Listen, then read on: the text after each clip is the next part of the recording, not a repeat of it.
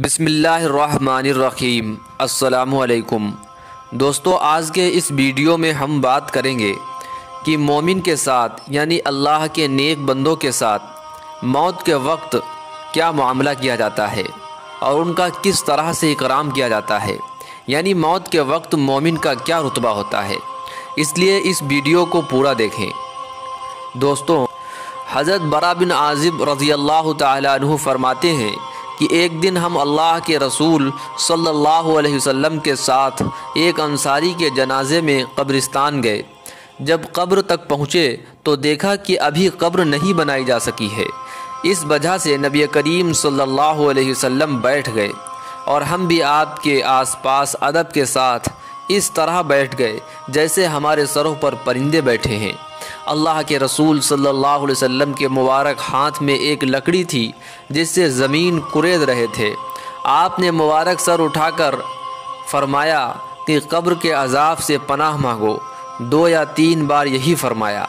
फिर फरमाया कि बेशक जब मोमिन बंदा दुनिया से जाने और आखिरत का रुख करने को होता है तो उसकी तरफ आसमान से फरिश्ते आते हैं जिनके सफ़ेद चेहरे सूरज की तरह रोशन होते हैं।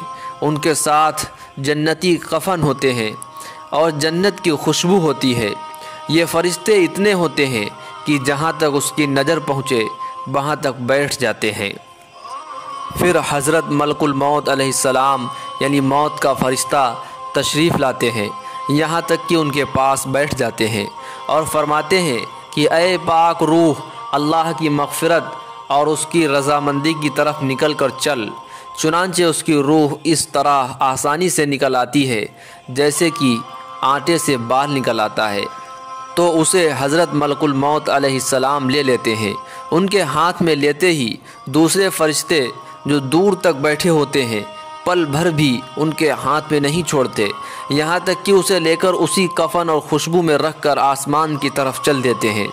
उस खुशबू के बारे में इरशाद फरमाया कि ज़मीन पर जो अच्छी से अच्छी खुशबू पाई गई है उस जैसी वो खुशबू होती है। फिर फरमाया कि उस रूह को लेकर फरिश्ते आसमान की तरफ चढ़ने लगते हैं और फरिश्तों की जिस टोली पर भी इनका गुजर होता है वो कहते हैं कि ये कौन पाक रूह है। वो उसका अच्छे से अच्छा नाम लेकर जवाब देते हैं जिससे दुनिया में बुलाया जाता था कि फ़लाँ का बेटा फ़लाँ है।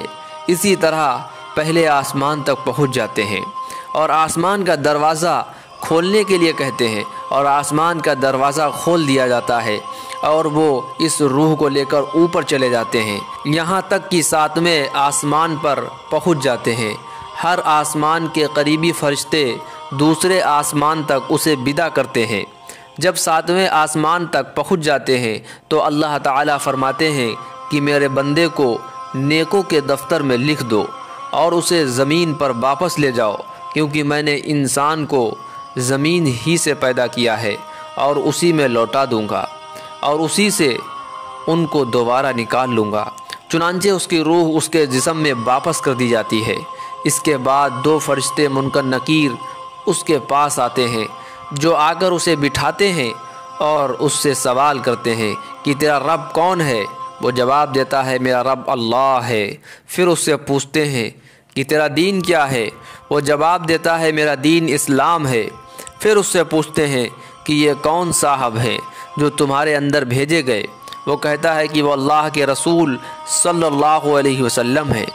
इसके बाद एक मुनादी आवाज़ देने वाला आसमान से आवाज़ देता है जो अल्लाह का मुनादी है कि मेरे बंदे ने सच कहा, सो उसके लिए जन्नत के बिछौने बिछा दो और उसको जन्नत के कपड़े पहना दो और उसके लिए जन्नत की तरफ दरवाज़ा खोल दो।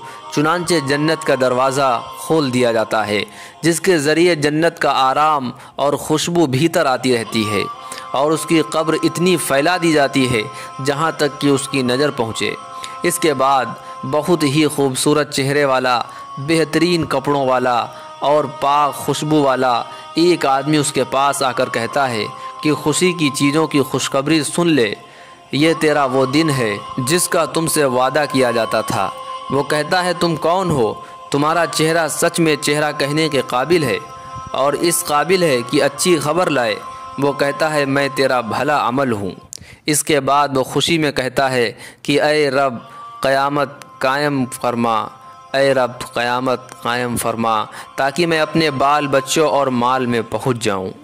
दोस्तों, अगर हम भी चाहते हैं कि हमारे साथ भी मौत के वक्त और मौत के बाद इसी तरह का सलूक हो, तो हम भी अल्लाह को राज़ी करने वाले अमाल में लग जाएं। अल्लाह से दुआ है कि अल्लाह हम सब को आखिरत की तैयारी की तौफ़ीक नसीब फ़रमाए। दोस्तों, वीडियो अच्छा लगा है तो लाइक और शेयर ज़रूर